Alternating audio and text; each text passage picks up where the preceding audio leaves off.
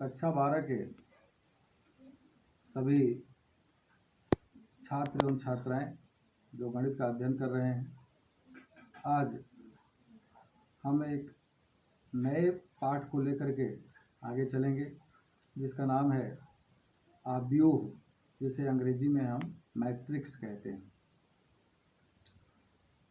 तो आव्यूह क्या है, पहले इसको जानेंगे। तो आव्यूह एक व्यवस्था होती है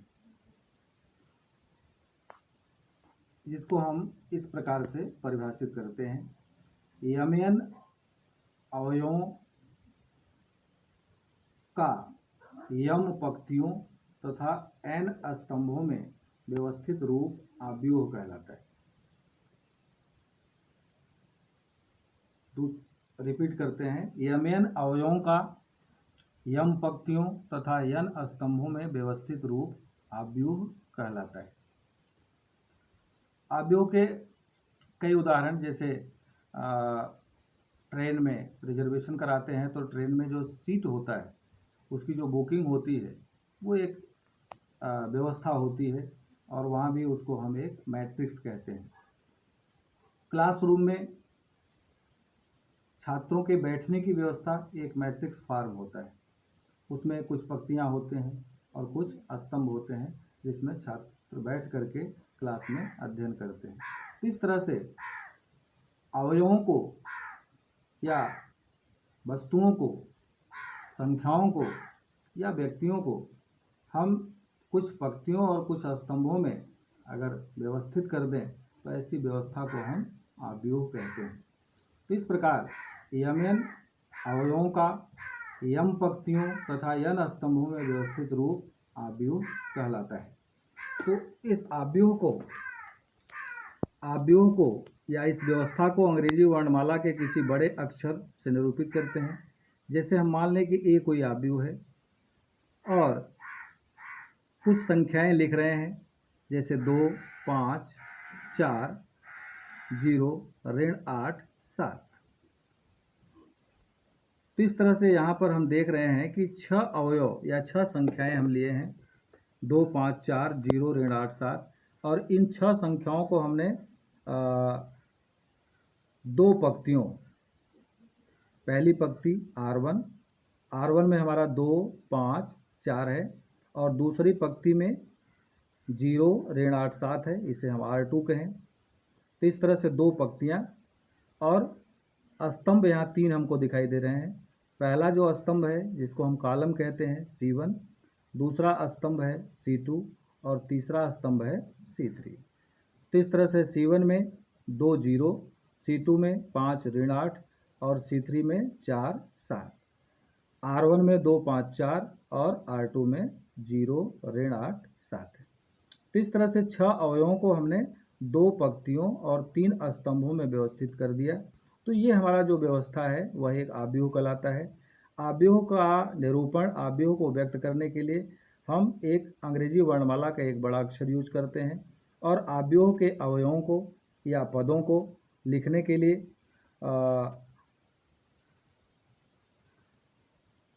आव्यूह के पदों को हम पंक्तियों और स्तंभों में व्यवस्थित कर देते हैं।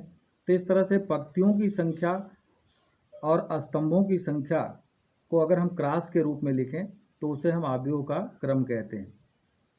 और आव्यूह के अवयवों को हम बड़े कोष्ठक के अंदर पंक्तियों तथा स्तंभों के रूप में व्यक्त करके आव्यूह का रिप्रेजेंटेशन अर्थात प्रस्तुतिकरण या निरूपण करते हैं।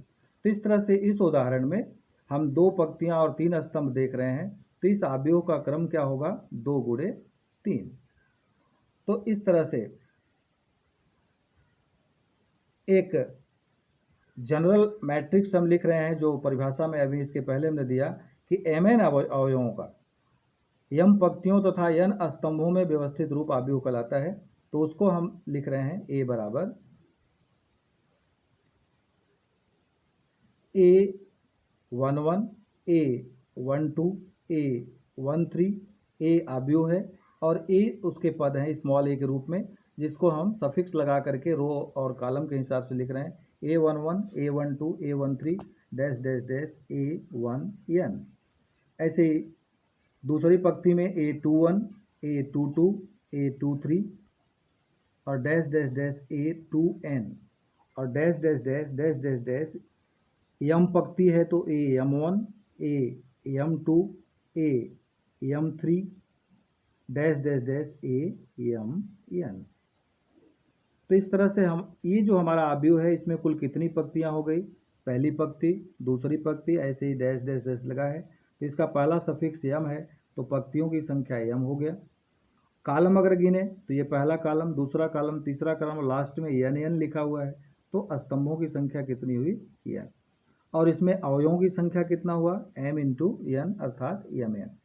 तो इसमें पंक्तियां हैं m, स्तंभों की संख्या n और इसका क्रम क्या हो जाएगा, ऑर्डर ऑफ दिस मैट्रिक्स या ए का क्रम जो है बराबर हो जाएगा m गुणे n। तो किसी आव्यूह के क्रम को व्यक्त करने के लिए हम पंक्तियों की संख्या गुणे स्तंभों की संख्या करके निकाल देते हैं और अवयवों की संख्या क्या करते हैं, दोनों के गुणनफल के रूप में ये अवयवों की संख्या ज्ञात करते हैं। इसी को अगर हम सांकेतिक रूप में व्यक्त करें तो इसे हम एक लेटर से डिफाइन करते हैं, जैसे a बराबर AIJ m क्रॉस n लिख दिया। तो यहाँ पर a बराबर AIJ m क्रॉस n इसी आव्यूह का एक सिंबल फॉर्म है या सिंबॉलिकली फॉर्म में हम लिख सकते हैं, सांकेतिक रूप में लिख सकते हैं, जहाँ I पंक्तियों को और J स्तंभों को व्यक्त कर रहा है। I का मान 1 से लेकर के m तक होगा और J का मान 1 से लेकर के n तक होगा। तो इस तरह से ये जब एक्सपैंड होगा तो इस तरह का आव्यूह तैयार हो जाएगा। तो बच्चों आव्यूह के विषय में जान गए होंगे कि वास्तव में आव्यूह क्या है। mn अवयवों का m पंक्तियों तथा n स्तंभों में व्यवस्थित रूप आव्यूह कहलाता है। जब हम कुछ अवयवों को या कुछ पदों को, कुछ संख्याओं को, कुछ पंक्तियों और कुछ स्तंभों में जब हम एक व्यवस्थित रूप देते हैं तो ऐसे व्यवस्था को हम आव्यूह कहते हैं। अब हम आव्यूह के कुछ प्रकार पर चर्चा करेंगे। तो आव्यूह के कई प्रकार होते हैं, जिनमें से कुछ प्रकारों की हम चर्चा करेंगे। नंबर 1, क्षैतिज आव्यूह। क्षैतिज आव्यूह जिसे अंग्रेजी में हम हॉरिजॉन्टल मैट्रिक्स कहते हैं। तो क्षैतिज आव्यूह होता है वह आव्यूह जिसमें पंक्तियों की संख्या स्तंभों की संख्या से कम होती है, अर्थात कोई आव्यूह AIJ इस प्रकार हो जिसका ऑर्डर m क्रॉस n हो, जहां m is less than n हो। पंक्तियों की संख्या अगर स्तंभों की संख्या से कम है तो ऐसे आव्यूह को हम क्षैतिज आव्यूह कहते हैं। एक दूसरा उदाहरण दे दें, समझ में आ जाएगा। जैसे 5, 4, 1, 3, 2, 8, 0, 4। इस तरह से यह एक आव्यूह है संख्याओं का। इसमें हम देख रहे हैं कि पंक्तियां कितनी हैं, 1, 2, तो 2 पंक्तियां हैं। स्तंभ 1, 2, 3, 4 है, तो स्तंभों की संख्या 4 है। तो इस आव्यूह को हम क्या कहेंगे, हॉरिजॉन्टल मैट्रिक्स या क्षैतिज आव्यूह। तो वह आव्यूह जिसमें पंक्तियों की संख्या स्तंभों की संख्या से कम होती है, ऐसे आव्यूह को हम क्षैतिज आव्यूह कहते हैं। अब हम दूसरा आव्यूह लिख रहे हैं जिसे हम ऊर्ध्वाधर आव्यूह, जिसे हम वर्टिकल मैट्रिक्स अंग्रेजी में कहते हैं। तो बच्चों जैसे क्षैतिज आव्यूह को हमने पढ़ा, ठीक इसी का उल्टा ऐसा आव्यूह जिसमें पंक्तियों की संख्या स्तंभों की संख्या से अधिक होता है या स्तंभों की संख्या पंक्तियों की संख्या से कम होता है, ऐसे आव्यूह को ऊर्ध्वाधर आव्यूह कहते हैं। और इसे हम इस तरह से डिफाइन करते हैं, A बराबर AIJ m क्रॉस n कोई आव्यूह हो, इस प्रकार हो कि m is greater than n हो, अर्थात पंक्तियों की संख्या स्तंभों की संख्या से अधिक हो, तो ऐसे आव्यूह को ऊर्ध्वाधर आव्यूह कहते हैं। उदाहरण के रूप में अगर देखें तो जैसे 2, 4, 1, 3 और 5, 4। तो ये हमारा एक आव्यूह है 6 अवयवों का, जिसमें हम देख रहे हैं कि पंक्तियां कितनी हैं, 3 और स्तंभ कितने हैं, 2। तो 3 गुणे 2 क्रम का यह आव्यूह है। इसमें 3 इज ग्रेटर देन 2 है, अर्थात पंक्तियों की संख्या स्तंभों की संख्या से अधिक है, इसलिए ऐसे आव्यूह को हम क्या कहेंगे, ऊर्ध्वाधर आव्यूह। अब तीसरा आव्यूह हम जानेंगे जिसे हम वर्ग आव्यूह कहते हैं, वर्ग आव्यूह, जिसे हम अंग्रेजी में स्क्वायर मैट्रिक्स कहते हैं। तो वर्ग आव्यूह में क्या होता है, ऐसा आव्यूह जिसमें पंक्तियों की संख्या स्तंभों की संख्या के बराबर होता है, अर्थात A बराबर Aij M क्रॉस n, जहाँ M is equal to n, m जो है n के बराबर हो। तो वह आव्यूह जिसमें पंक्तियों की संख्या स्तंभों की संख्या के बराबर हो, ऐसे आव्यूह को वर्ग आव्यूह या स्क्वायर मैट्रिक्स कहते हैं।